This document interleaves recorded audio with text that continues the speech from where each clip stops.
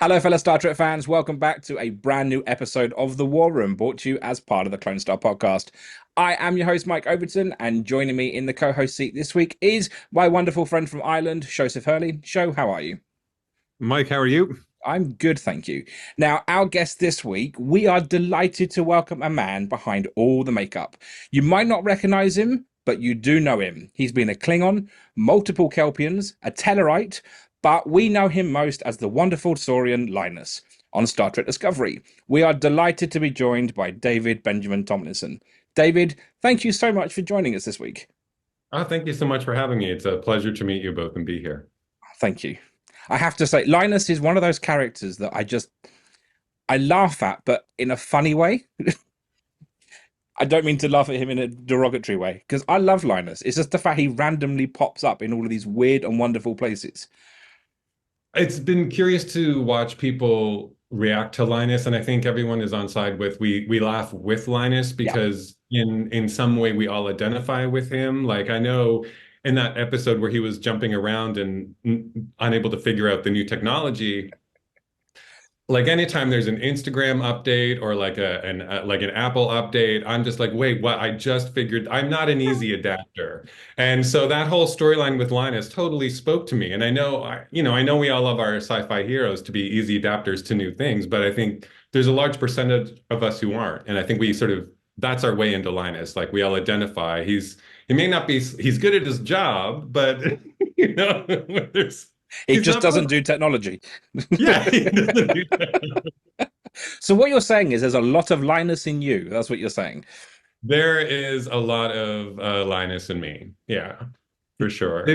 David, I have to ask you a question straight out. Every time I see your name on social media and even here on the Zoom chat, it says David Benjamin Tomlinson. Why do you Mhm. keep the name Benjamin in your name so prominently? Uh, I've been on a bit of a journey with my name. When I started getting my stage legs at the beginning of my career, I was doing a lot of comedy. And as a teenager, I was very tortured and overserious, and I insisted everyone call me David. It's David. And then when I started doing comedy, I was like, David's not a comedic name. So it was like Dave, Dave Tomlinson. He's the guy you want to watch in that improv troupe or watch that sketch show with that Dave Tomlinson guy. And then when I kind of sort of transitioned out of comedy and into theater, I noticed that there was I had a bit of trouble shaking off this, oh, you just are a funny person. That's all that you are. That's all that you do. And I decided that I wanted to embrace all of myself. Like if I have these three names, if my parents gave me these three names, then my goal was to embody all of that. And so I just said, this is my best step forward is to embody all of this, all of these letters and see where it takes me. So is this like a kind of a Clark Kent slash Superman kind of thing? When you take off your glasses, it's Dave Tomlinson. When the glasses are on, it's David Benjamin Tomlinson. It's actually kind of a reverse Clark Kent because when I take off my glasses, I stop being able to see you. And then now this is my, It's not like that's important. I mean, So wait, so Dave, hang on a second. I'm curious now. We've got comedy, stand-up comedy, we've got theater and all this. There's a hell of a lot going on. Going all the way back to the start, did you grow up in a creative household, or where was the kind of spark of creativity that kind of grabbed you when you were smaller? Um, I was a very creative child. I didn't necessarily grow up in a creative environment, but I had a very immediate and intuitive connection with creativity. And so it was always with me. It showed up in how I played with other kids. It was always games of let's pretend, or for a long time with one of my best childhood friends, we would make these radio tapes on like audio cassette, and we just make these crazy horror movies and silly. He's done it, Mike. He's I know, I just did it. He did it. He did it. so He's done it. Audio cassettes. Oh my God. we're all He's old. done it. Well, at least that's out of the way now. At least that is not on top of us anymore. Your so your radio dramas and audio cassettes. Yeah, so and I wrote prose a lot as a kid. So creativity has always been my wingman throughout my entire life. Growing up gay and closeted and in a rural environment, I kind of went through a period of pretty intense self-loathing and didn't really think I could or should pursue the things that I loved, which sort of prevented me from, at an earlier age, really going down that path. So it was something I kept very private. And then when I started reconciling myself and venturing out into the world, things really, my creative gifts kind of exploded. And then I found my way in through comedy and improv and sketch, and that turned into theater and indie theater and all the time I'm writing and creating things and have a really interesting developed a really interesting skill set along the way that's varied and very unique. And then when I had the opportunity to try prosthetics, it was like this amazing intersection of all of these weird gifts that I'd acquired along the way. It's like I didn't know what I was preparing myself for. And then here's this opportunity, and then we've had this amazing journey of the last 5 years. I'm curious, because I listened to Anson Mount's podcast, The Well, a good few years ago, and I remember him talking about the fact that he did stand-up comedy as well. Now, he said it was absolutely disastrous. I'm just curious, did you mention to him that you had been a stand-up comic as well? And No. also, I have to ask you this question, David. What was Yeah. your best stand-up routine? Because you're going to have to tell us a really good joke on this podcast now. Okay, well, my when I did stand up, my stand up always was a comedic story. Like it was always narrative. It was not like set up punchline. So it Yeah. was like a 15-minute hilarious misadventure from my life. And a lot of my solo work now is storytelling from my life. And so it's less. This is hilarious. Here's a funny. It's more like this is a hilarious story, and we can relate because we all go through this thing. So it's hard to tell you my best bit because I'd have to tell you a Mm. 15-minute story for it to pay off. But I never spoke with Anson about it. I actually did not know that about Anson. Well, there you go. Now that's a random fact about Anson that you didn't know. So something that the I'm next gonna time you tick that on my podcast bingo card, random facts. and like in terms of say like what you were saying, say in terms of like your growth and things like that, and how you're embracing things.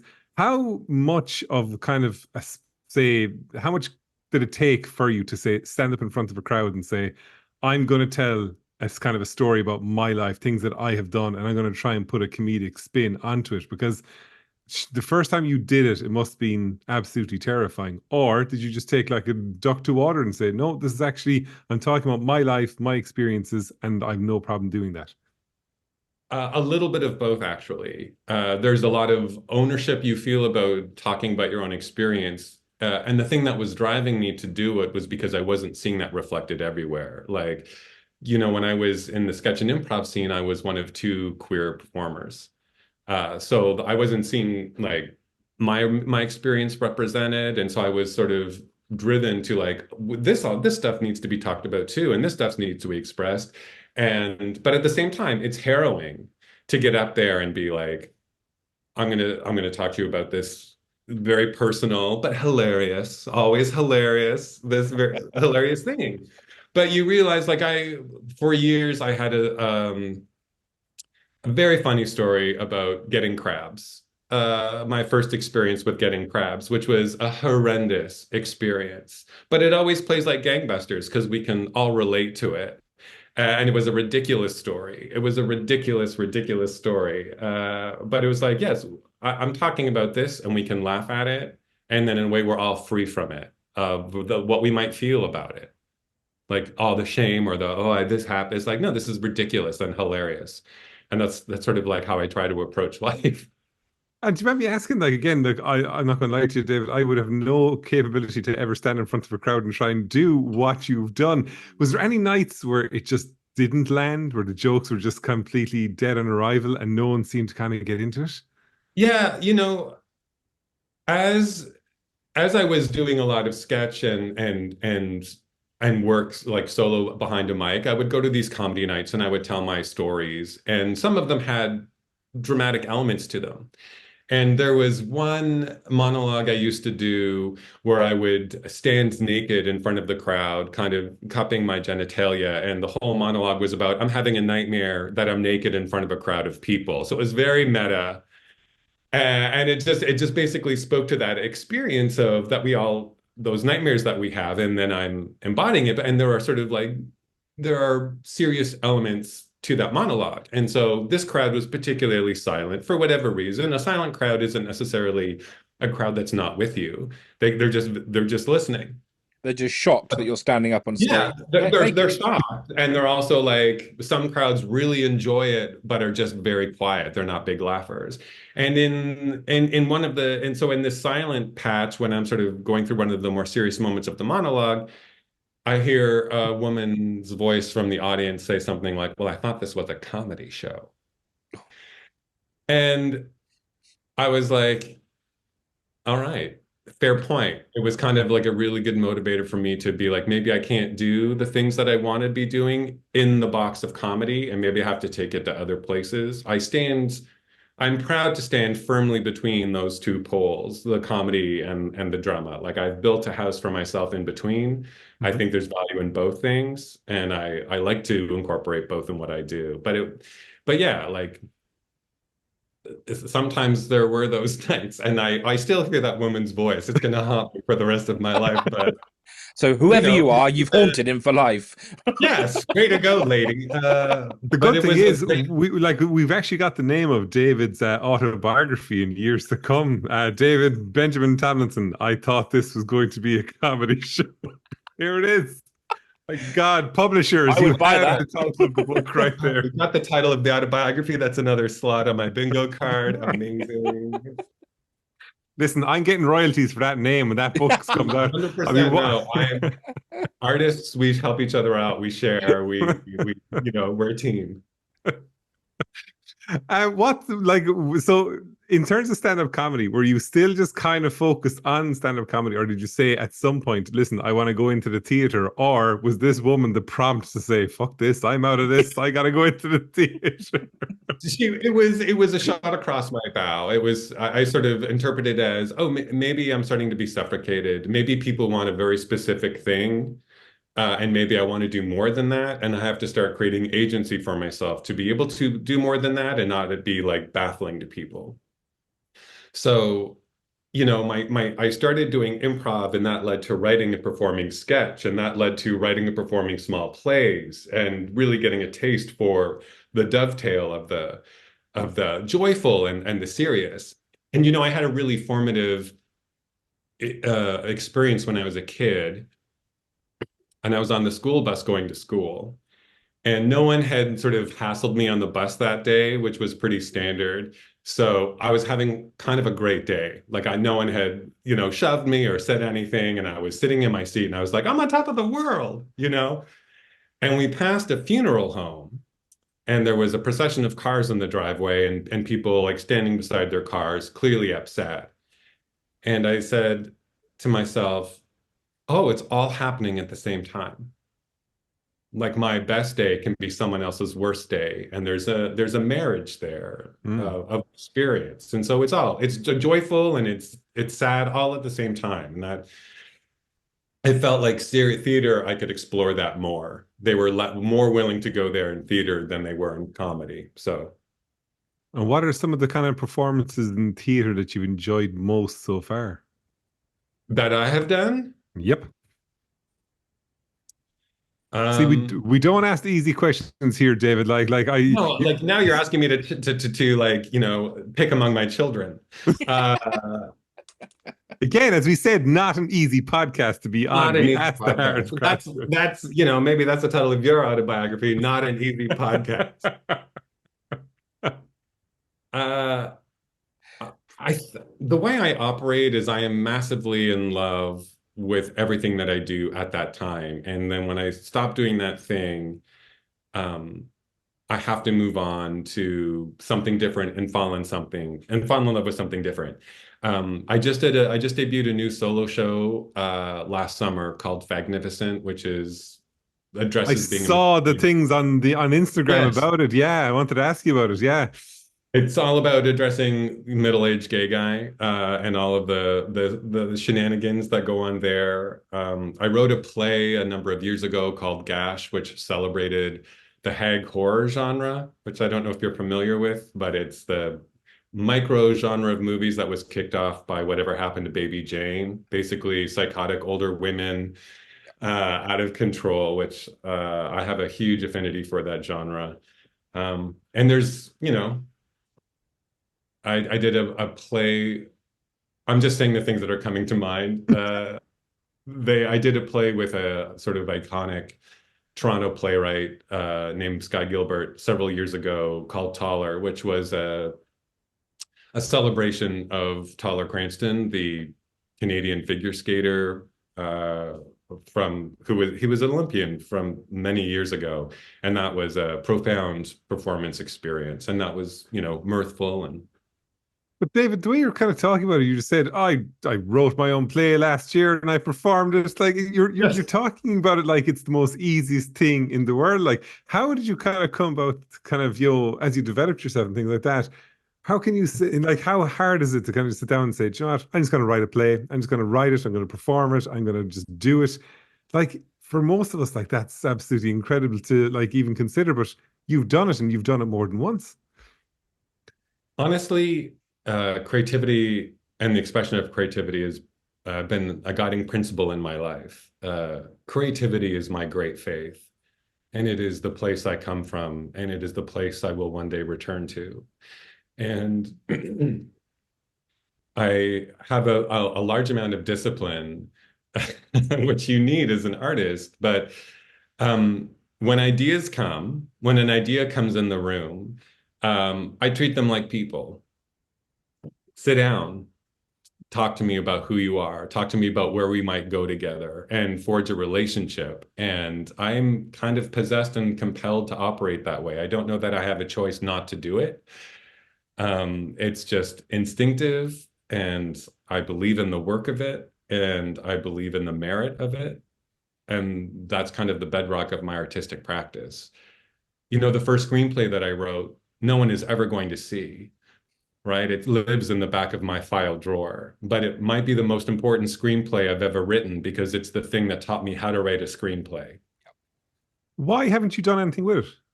Because it's terrible.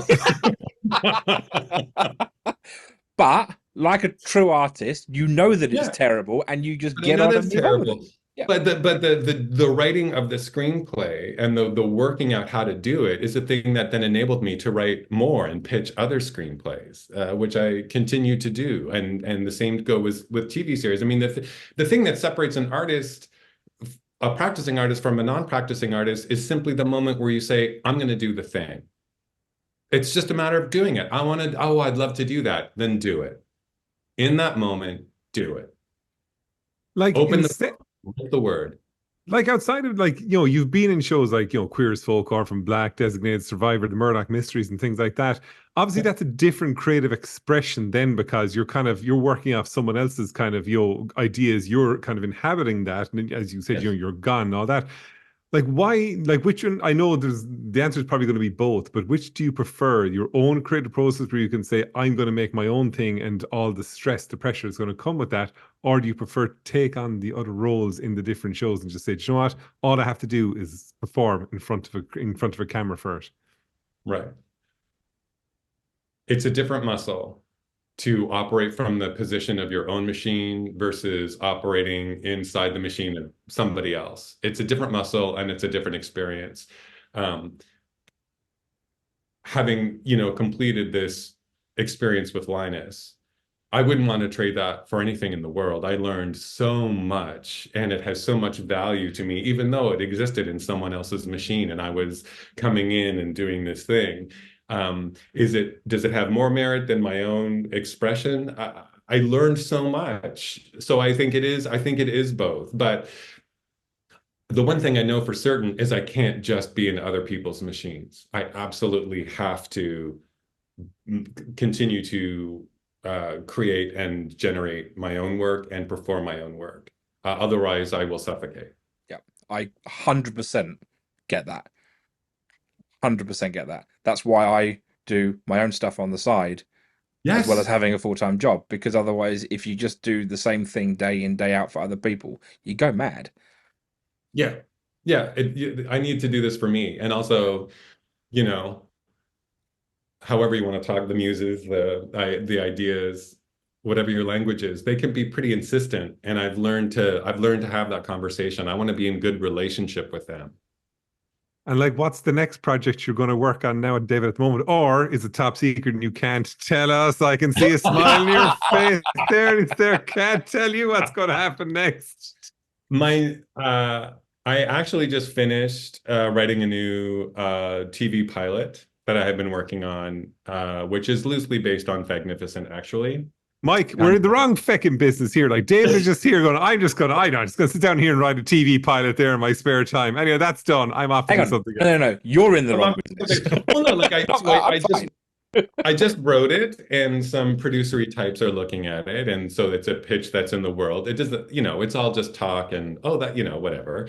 But that's good. So I'm in a little bit of a quiet space right now where I am contemplating what the next thing might be that's coming in. So I don't know.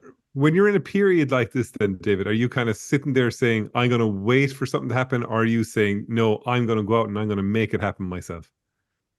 This is always, as an artist, the most uncomfortable period for me. The in between, and I think it's a challenging period for most artists. But it's also the most valuable. And sometimes it's just an opportunity for you to go out and live your life. Yeah. Like, just go have some experiences, go fill your tank, go see some stuff. Don't worry about it. Come back when you're ready. Do you know what I mean? So it's like, but all the time it feels like there's fire ants all over your body, and you're just like, what is it going to be? What is it going to be? What am I going to do? What am I going to love? I need to do something. Yeah. I when I was younger, I was seeing a therapist, and I was railing on about a friend of mine who had just exited a relationship and just blasted into another one. And I was, how could they do this? What have they learned? They're not like they need some time to decompress. Like, how could they be like this? And then she just sort of did one of those therapist silences where she sort of held the room and looked at me for a minute, and something blood curdling is coming. And she said, well, what are you like after you finish a creative project? And I said, oh, well, I just jump right into the next. In other words, you just answered your own question. Yeah, and then I just got my bag and I left because I'm like, I don't want to do anything. But it was a great, again, shot across my bow. It was something to pay attention to. Like, this in between is uncomfortable and it's itchy. You have to pay attention to what might be flirting with you, but you really need to go out and have a life for a time. Yeah. And I'll say this too. The same thing with writer's block. The same thing with writer's block. Writer's block is nothing more than an invitation for you to put your stuff down and go have a life for a bit and come back to it. Yeah. This idea that we can now hit a button and AI is going to solve our writer's block is so abhorrent to me, because that is not the creative process. But that's a whole other conversation. I tell you what, I did find some really interesting things to help with creative block, which is, for someone like me that's a designer, it's the same thing as writer's block. And essentially, it's like a pack of cards that someone's created. Yes. And then you just shuffle them up, and then you pick one out, and you can just spark an idea off of it. Yeah. So sometimes things like that can help. But yes, I fully agree. Sometimes when you get writer's block, you just need to switch off, because the experiences that you have whilst you're switched off normally will inspire you to continue on in maybe a different direction, the same direction, etc. 100%. And like those cards, like those visual cues, like there was one really specific instance where I was writing a play, could not figure out the ending, furious, up against a wall, livid. I just felt like I had been betrayed. You led me to this place and now you've abandoned me. How dare you? Raging. So I go out for a walk, and I go to a CD store again, you know. Oh And I'm God, flipping David, through. that's Done it. twice. That's Hey, at least it's not a twice, man. vinyl store. I'll own it. I will own it. David, no one's actually gone beyond one, right? You're at two. If you get to three, the interview's over immediately. Okay, noted. And I was flipping through some DVDs, and I saw an Oh, image. geez, the DVDs. No one even watches DVDs anymore. That's the third. No, I know, but we didn't know we didn't know.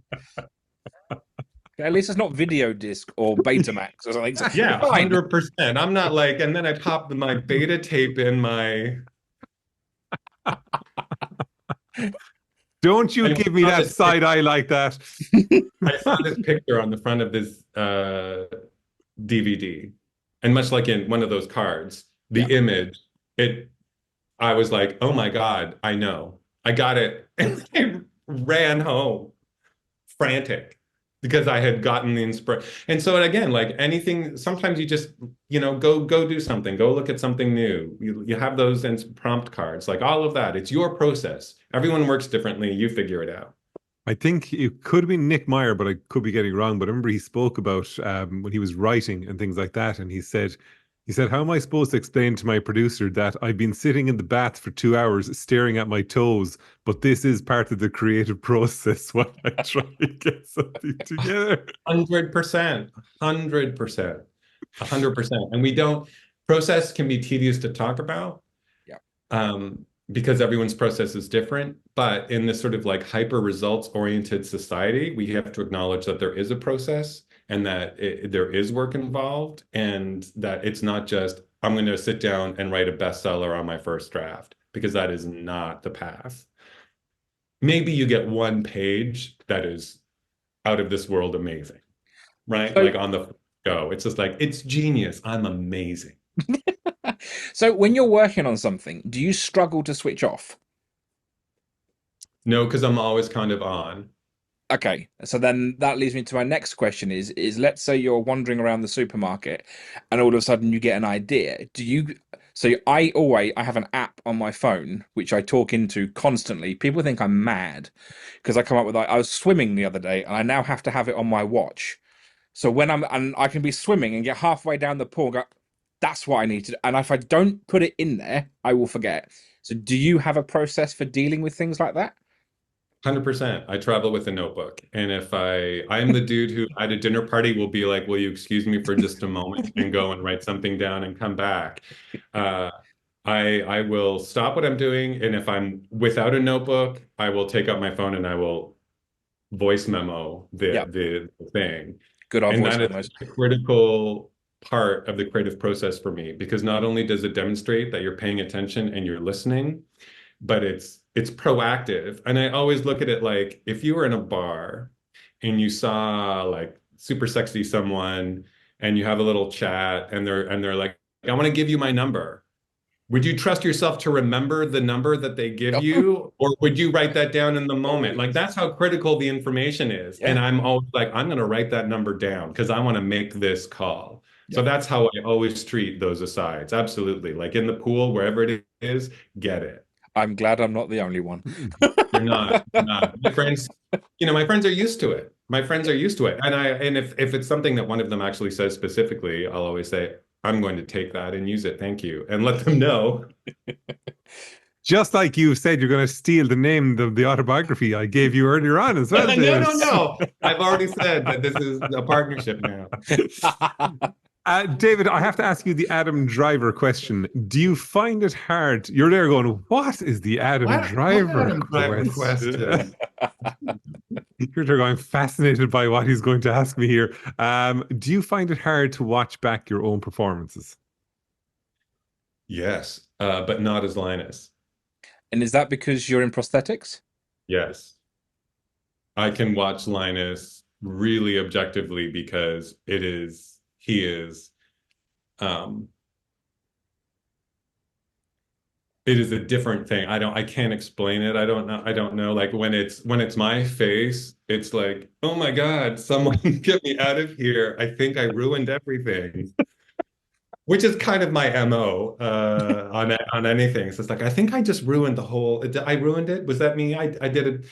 Sorry, hang on. We've actually got the title of the sequel autobiography, which is David Benjamin Tomlinson. I've ruined everything. There it is. Look at that. My money making machine right Now here. I'm going to write two. I've got a two.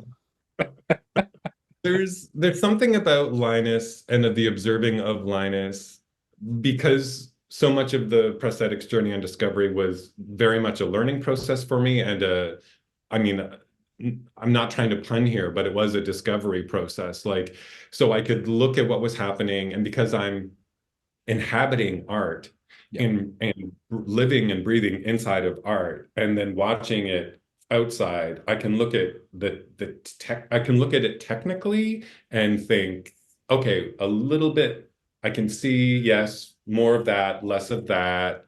And so it becomes a little bit more clinical. And I sort of always give myself a little something to think about in the next time I'm at bat. And yeah, but it's easier with Linus. He's so handsome, our Linus. Well, good news for you. Andrew Robinson, who plays the wonderful Garrick, gave exactly the same answer. Oh, amazing. He can't watch himself back, but when he says Garrick, it's fine. Totally fine. It truly is another person. It's almost like I forget that that's me, which is great. Which means I can enjoy the show a lot more. And did you grow up as a Star Trek fan, David?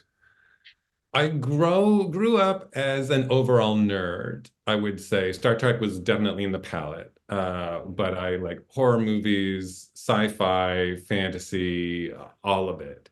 The Next Generation was my Trek show that as a teen, that I watched and loved. Doctor Who, was a very big Doctor Who fan. Although I didn't, I'm living in this rural town, and I did not know the legacy of the character or anything about the what's the word now?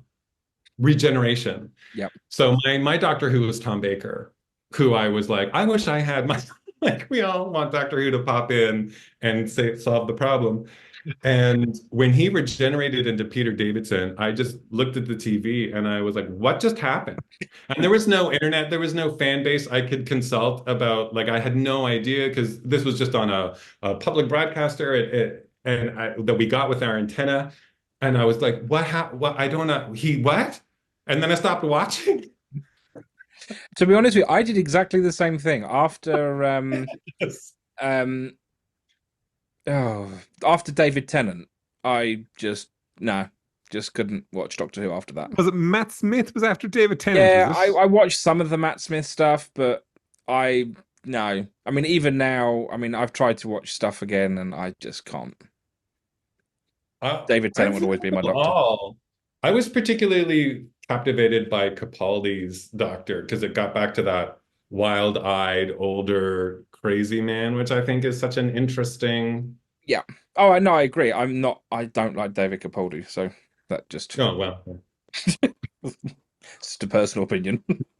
David, because I was having a random rip through your our Instagram account earlier on, as you do. I noticed that you went in 2002, you were at a kind of a cinema marathon of all the 13 Star Trek movies.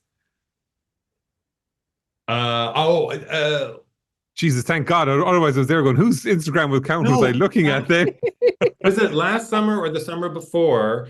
A friend and he has a home theater in his basement, and this came out of the pandemic. This was one of my bubble people. So he has a home theater in his basement. So we decided one summer that we would watch one a week, the entire film franchise of everything, which I had never done in close succession before. And it was amazing. Which movies stood out for you and kind of rewatching them that way? I really appreciated one more than I did at the time. And it's like, wow, there's a lot of I love so much of what's happening here. I get that the pace is a little slower, but there was something really interesting. For like sentimental favorite, what was the one that blew my mind? 5, 6. It's not Undiscovered Country. No. What's the one? It's one con Spock This is Voyage Home. brilliant. What's Undiscovered Country is 5, No, and then Final Frontier is 5. The and then Undiscovered Country is Undiscovered 6. Country. Yes. Yeah. That blew my mind. Undiscovered Country. I was like, what? I loved it. Oh wait, no, that's right. 5 is the one with Cybok. Yes. No. Yes. Yes. Yes. So the one after. Amazing. Yeah. Christopher Plummer is a Klingon. That's Yes, the one. Star Trek 6. Yeah. Blew my socks off. And then there was the next gen films, the ones that the Alice Krieg as the Borg Queen. Yeah. Still, I'm just like one of the all-time great sci-fi performances. And then there's something unbelievably charming about the J.J. Abrams Star Trek, that first movie. There's something really winning about it. The You mean cast, that movie right there? that movie right there. Yeah. There's something really spirited, and that he assembled such a beautiful cast who are walking that amazing line of having a foot in sort of respect and what came before, but also introducing a new vibe and just A new amazing. look. It just had a new. It had that. Yeah. It just had a different look. I found out the other day that they've furnished a lot of the set from IKEA. What? So the transporter pad at the top, there's like a Right. ring of like transparent plastic bars. They're actually soap dishes from IKEA. Yeah, it's a whole behind the scenes thing about how they got I that did not know that. IKEA, and they've just flipped that upside down and drilled a hole in it and stuck it on the wall. And I love that. Amazing. That's brilliant. Yeah, that kind of effortless production design is when you see stuff like that, and it's like, Enterprise wow, was furnished from IKEA. There you go. so simple and so effective. Yeah. David, I'm going to ask you a really lousy question again because, well, that's what we do. If you were to pick one episode or one movie of Star Trek and you were to say to someone who's never seen it, this is what I think you should watch that'll get you into it, what would it be? It's for sentimental reasons. It has to be the episode of Next Generation that blew my mind as a teenager, and I don't even know the name of it. It's the poker game time loop one. Oh, yeah, cause and effect. Cause and effect. Cause and effect. Why I watched that? it with the kid, and I was just like, "This is possibly the greatest hour of television in history." Just the struggling to figure out the loop, and then Data communicating to himself through the car, like it's just, and then like oh yeah, I love it. it.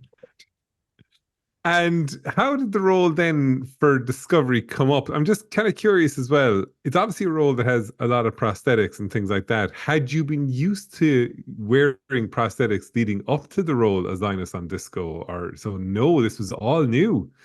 No, it was all new. Season 1, the Klingons, that was really a trial by fire. It was a real unexpected turn and opportunity, and it was just like my first time on a really big set like that, like a big science fiction show. I'm in this, the Klingon prosthetic is easily one of the most challenging prosthetics I've ever had to wear. And it was like, that was my first one. And it was a lot. It taught me a lot. Why was it a difficult one to wear? It was very heavy. And there was the shape of the head. I had to wear like a foam bowl on the back of my head to support the back of the Right. Yeah, because they're very elongated, aren't they? back. And the wardrobe was stunning. The armor was stunning, but it was very cumbersome to get into, and it was all, and I'm not used to prosthetic work. I often wondered what, I used to watch like special features on the VHS tapes when I was, please don't end the interview, please, as a kid. And I would watch the actors getting face cast, because I grew up in the age of practical effects, and I have so much affection for that wizardry. And I was like, what's it like to get your head cast? That, and when I finally had my head cast or my life cast, and then got the prosthetic on. It was like, oh my God, this is what it is. And it is all the things that you think it might be. And there's a whole other piece about your own survival that you need to sort of get on top of. So off my Klingon experience, an email came in at the start of season 2 that just said, we'd like to offer David the role of Linus the Saurian. And that was it. I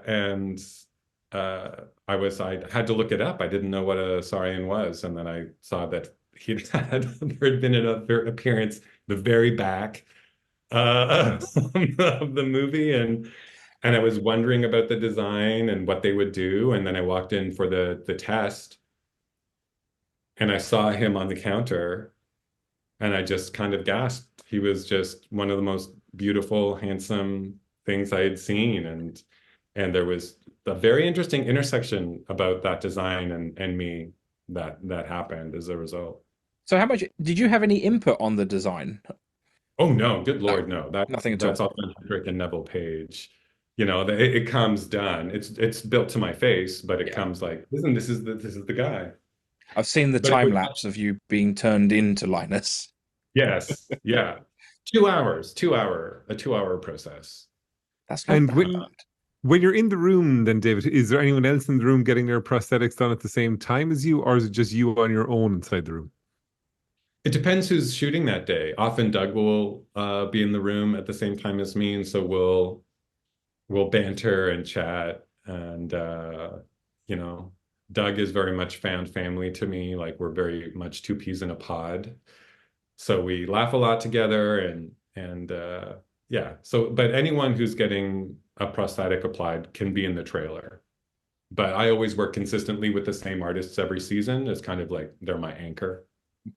And like when you would speak to Doug, did he kind of give any kind of words of advice? Because obviously he's, you know, the ultimate man behind the kind of makeup with all the roles that he's done over the years. Like, did he kind of impart anything to you that you kind of held on to since all, you know, over the years, say, of working alongside him?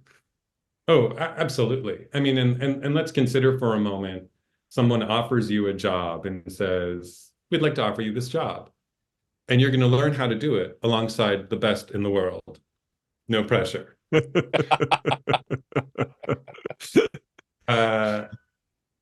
Doug is a remarkable ally, and he was incredibly supportive. And along the way, if I had a question, he had an answer. And sometimes he would ask me questions. Like very early, he said, well, how does Linus walk? Which sort of, made me realize, right, that the mask extends past the prosthetic down through the whole body. And throughout our whole journey together, he was always there for me, and I was there for him, like emotionally, and like so many, and just watching him work on set, I learned so much. He was he's a beautiful, beautiful human being, and I also learned the power of holding space with someone, because often Doug and I would be the only people on set in a heavy prosthetic. And everyone else between takes is on their cell phones and eating food. And, we just. And you're there with a smoothie and a straw. And then sometimes, often we just sit together and hold hands, or we'd sit together side by side in silence. But we're sharing and holding space for each other because we know what the other person is going through. And there is a ridiculous amount of power in that, and a real source of strength when you're like, I'm not the only person in this. And if he saw my energy flag, he would always come over and give me a hug. And if I saw his energy flag, I would always give him a hug. And we were, he's amazing. He's amazing. And like when you say in those situations, David, as you said, like in between takes and people are kind of on their phones eating things and things like that. What's going on in your head in that time then? Like you can't do what they're doing and you're just kind of waiting around for the next shot. Are you kind of there going, my God, this prosthetic is so heavy, I just want to get out of it? Or what's going on in your head in these situations? That's part of the psychological piece I referred to earlier. The big management piece for me is that you cannot live in your discomfort. If you live in your discomfort, it's game over. You're done before you get started. So you have to dwell in other places. So you're like, yes, my job is going to be discomfort. I'm going to be uncomfortable. but what else? I'm going to find fun things to think about, or I'm going to sleep. My big thing is, where can I lean up against a wall and pass out?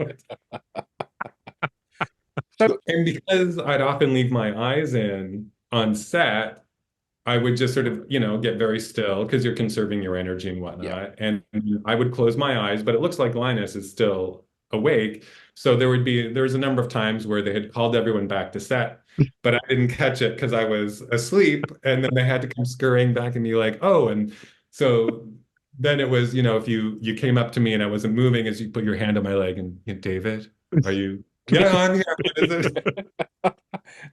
so So, his they like sunglasses. yes, it's like looking through dark purple sunglasses. So everything is a dark purple hue, which was great on the bridge when there were those giant flashes of light. And at the end of the day, everyone would be like, oh, my eyes are so sore. And I'm just like, no problem. There's no I've got problem for me. sunglasses on, it's fine. Yeah. And David, It's like, who were some of your kind of coworkers that outside of Doug who you would have kind of interacted with most? I know obviously Rachel is a good friend of Rachel. yours now as well. Yeah. Anyone else?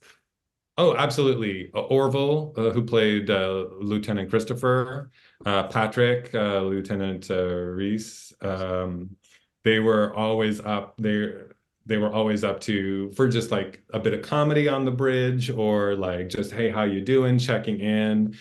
Rachel, absolutely. Whenever she was there, but and then Doug would be like those were my because Krista, and especially in this last season, Linus was fully promoted to the bridge. So Orville and I were very close to each other, and so we had a great time.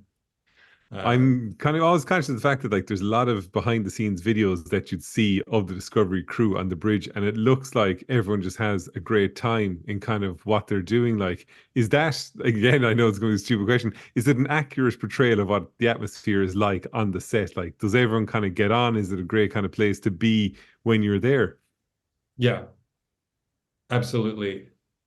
A show like this is such heavy lifting for everybody. But there's a real buoyancy to this crew and this cast, and I think a lot of what I'm going to miss the most about this experience is those between the take moments, like watching Mary Wiseman do something hilarious.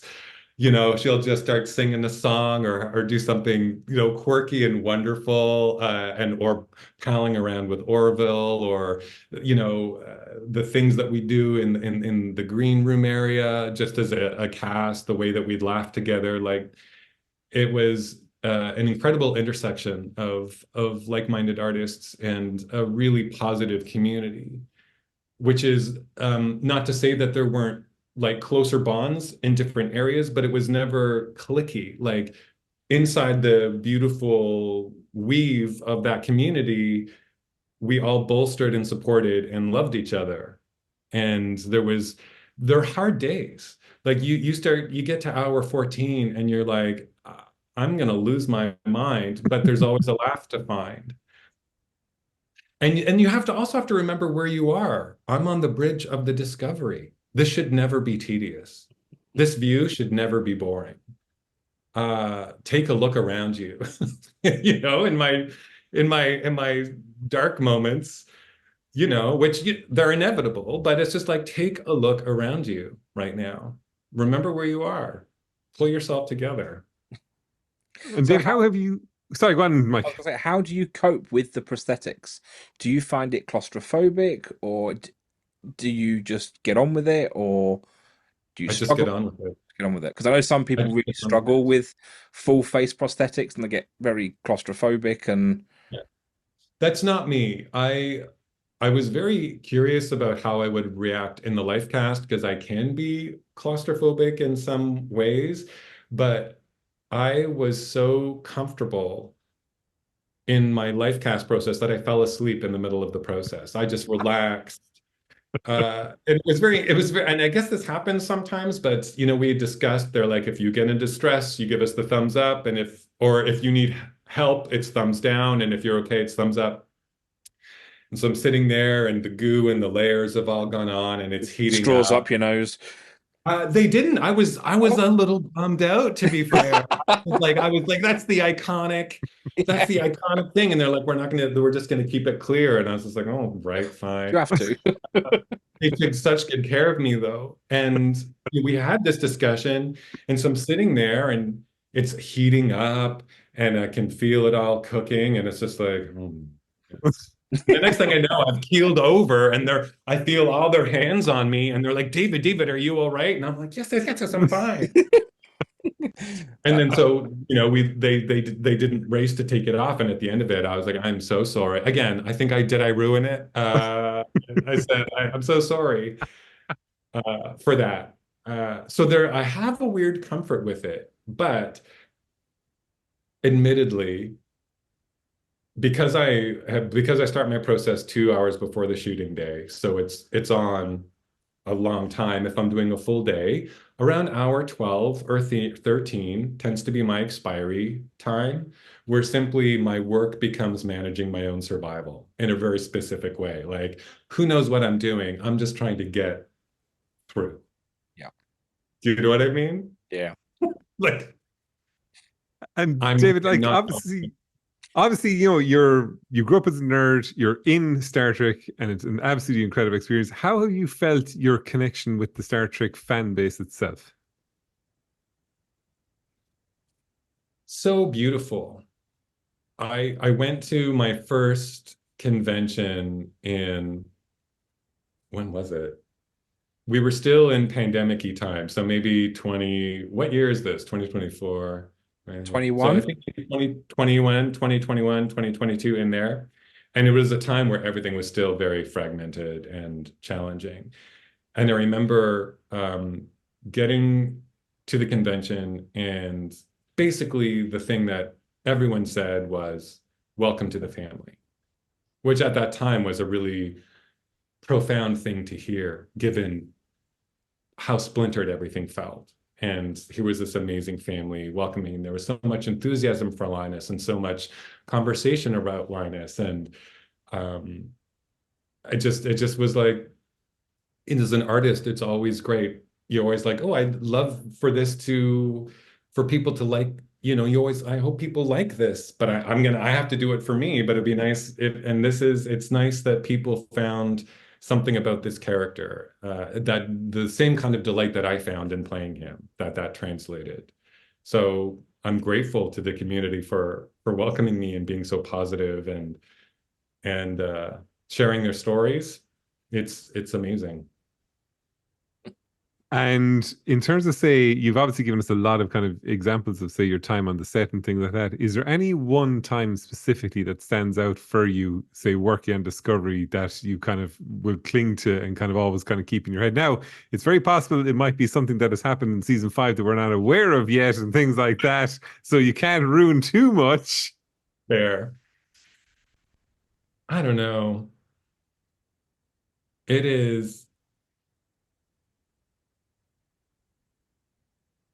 you know, like, I know that Linus is a small part of the Discovery journey, um, but it was a huge adventure for me. Yeah. And so the whole experience is, there are ups and there are downs. I found myself on a black sand beach in Iceland getting vaporized when I played the Beetlejuicean. I was sweltering in Toronto out at the Bluffs when we were shooting. It was like 110-degree weather, and we were shooting some Kelpian things for the second season. And I just thought, this is the hottest I think I've ever been in my entire life. The joys of the laughter, the gifts of all the friendships that I've made, the laughs that we've shared. It's hard to pick a singular moment. Um,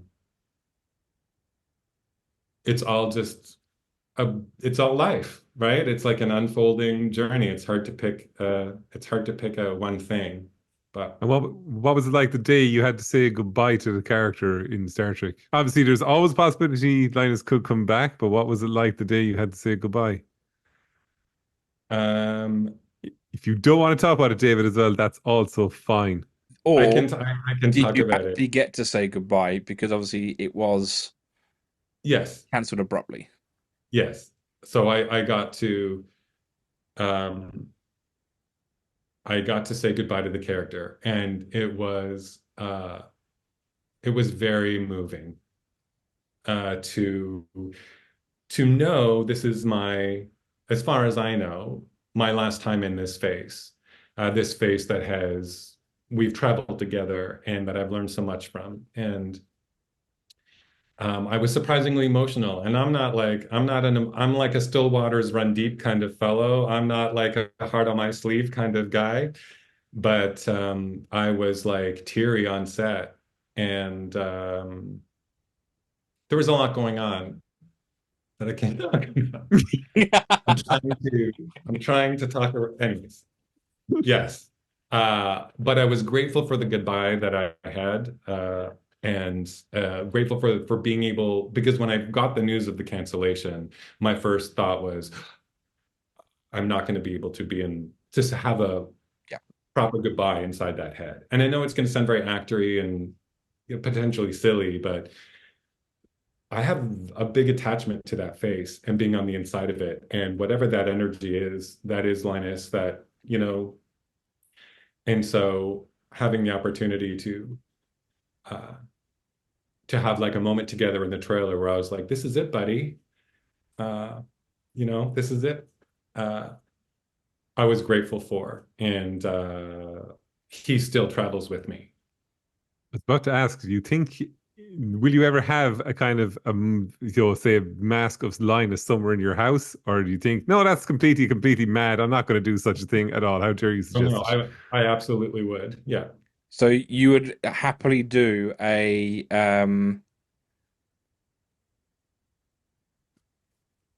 Come on, Mike, get it together. You can do it. You can his get the word name out. is you're going to do an Anson Mount because he wanted his uniform and badge from the first 2 episodes of season 2 of Discovery, the gold, and he Yeah. was told no. So when they went up for auction, he bought them. Oh, that's amazing. I didn't know that. Oh, way to go. Yeah, This is they Anson auctioned them Mount off. facts. We're giving all the Anson Mount facts in this Yeah. episode altogether. Yeah.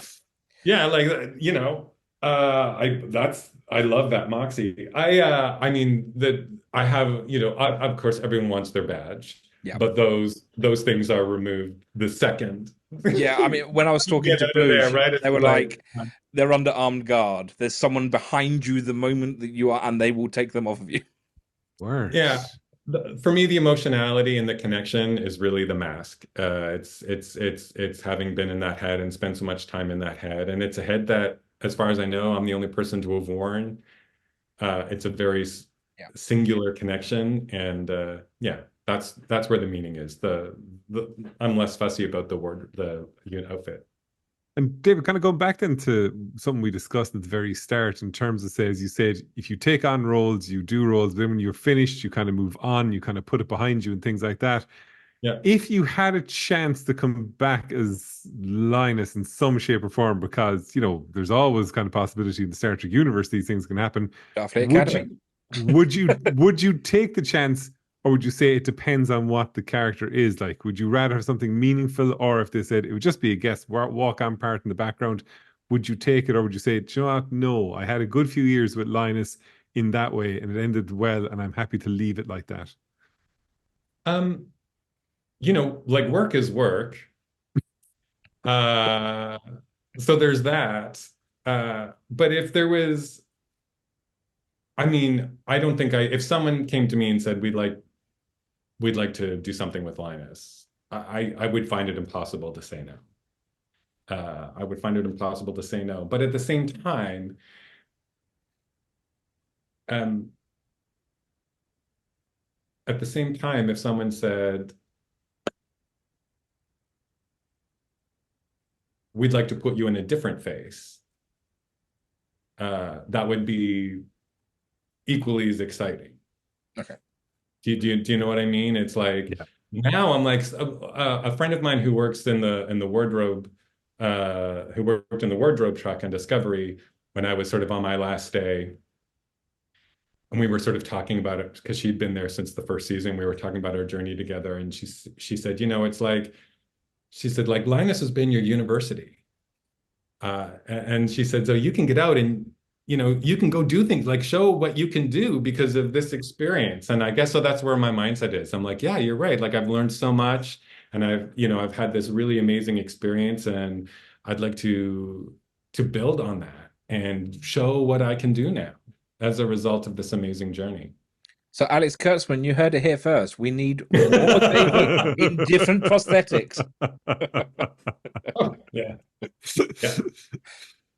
Mike, do you have any other questions, or do you want to ask David that awkward last question that he One, doesn't actually, know just is coming? thinking about it. So, on that note, What? is Sorry. there on that note, is there a species? Is this the awkward question? No.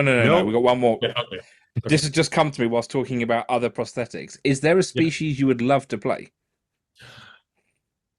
Whether it's Ferengi or Kling, well, you've done Klingon, but you know what? I would love to be a Vulcan. I think I would serve amazing Vulcan, but once they see your face, it's over. So I'm unhappy for that not to happen just yet. Plus, you have to shave your eyebrows. Yeah, well, I'm fine with that. I'll do it. Yeah. Vulcan is the most iconic one because it is so iconic, but I'm also interested in new faces and things we haven't seen yet and new prosthetics. I think that would be the opportunity to contribute. I mean, this is the thing that also hounded me in the beginning was I'm contributing to canon and sort of the Saurian species in a way that I have to be responsible about. And it was freaking me out a bit. I'm like, how does this character behave? And I did some movement work with a movement coach and I watched a bunch of reptilian reference footage and got a lot of inspiration from that. And actually it was my first day on set and we were shooting the elevator sneeze gag. I love that scene. I was terrified. I was terrified, but this was like Linus's big debut on set. Rachel was there. Yep. Rachel was there. That was the first day I met Rachel, and we were in the elevator. And so Sonequa, we were rehearsing the scene and it was late. Like they'd been shooting all day and then they brought me in around dinner and it was like midnight. So it was like everyone was a bit punchy, like, silly and fun. And so we rehearsed the scene, and in the scene I had to make kind of a noise indicating my sore throat because they hadn't endowed Linus with speech at this point. And no one had talked to me about the noise to make. So I had like watched all my reference footage and done all of my work, and I was stressing and stressing and stressing, like, David, you're gonna ruin everything, right? And so Sonequa comes in and she asked me the question about my throat, and I just turned to her and I make the noise that I had. And Sonequa's eyes went like, ooga. And she just said, oh, it is going to be a long night with this one. And then everyone started laughing. And then I felt Doug's hand on my shoulder. And there was instant, like, this joyful, celebratory vibe. And then all of a sudden, at the back of my head, I heard a voice that said, oh, I've got this. I know exactly what this is. And it was like it was Linus, right? Like that joy sort of scraped away the stress and Linus kind of emerged in that moment. And it was pretty powerful and amazing. Why am I talking about this? Did I just? Oh, who cares? It was a brilliant story. I absolutely love listening to it. I had a point. What was the question? Oh, Lord. We were talking about what other species you'd like to play. That was the initial question, and we completely segued into this. And I was yes. So off the back, yes. So the joy comes in, and Linus comes in, and then and then I sort of contribute in a way that is authentic based on the bedrock of my research and all of that work, but also something that's much freer and inhabits and joy. And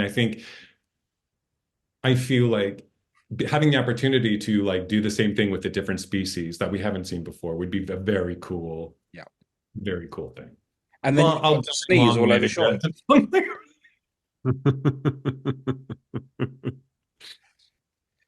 And then you got to sneeze all over poor Sean Affleck. All over. And my teeth flew out on one of the sneezes. Again, it was like a devastating, it was just, I did a real big sneeze, and then there was a clink, clink, clink, and my teeth hit the actor and shattered on the floor. And then, of course, I was like, David, you ruined everything. I've just broken $1,000. The prosthetics team were amazing. They rushed in. They're like, everyone's laughing. The crew's hysterical. It was, and the prosthetics team brought in the second pair of teeth, and everything was fine. And it was this really bright, auspicious debut for Linus. Like in that first night of shooting, there was so much laughter and there was so much light that it was like I had this feeling like there's gonna be more of this guy. Well, we have one last question then. Oh Lord. Okay. You won't have to Oh, think about it. It's really easy. Trust me.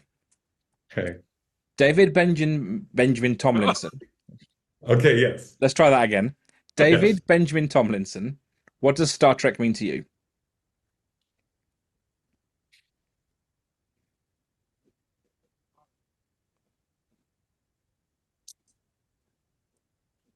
It's an interesting question to answer given the last 6 years of my life, and now I'm kind of looking at it in the rearview mirror.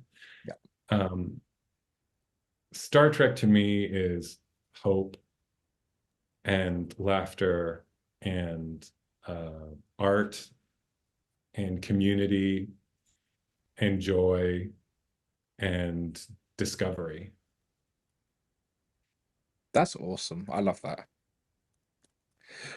Well, David, thank you very much for coming on the show. This has been incredible. I can't wait to see more Linus in season 5. You will. Yep. You will. Other than that, for everyone watching and listening, thank you very much for tuning into this week's episode with the wonderful David Benjamin Tomlinson and my wonderful co-host, Sho Hurley. Until next time, live long and prosper.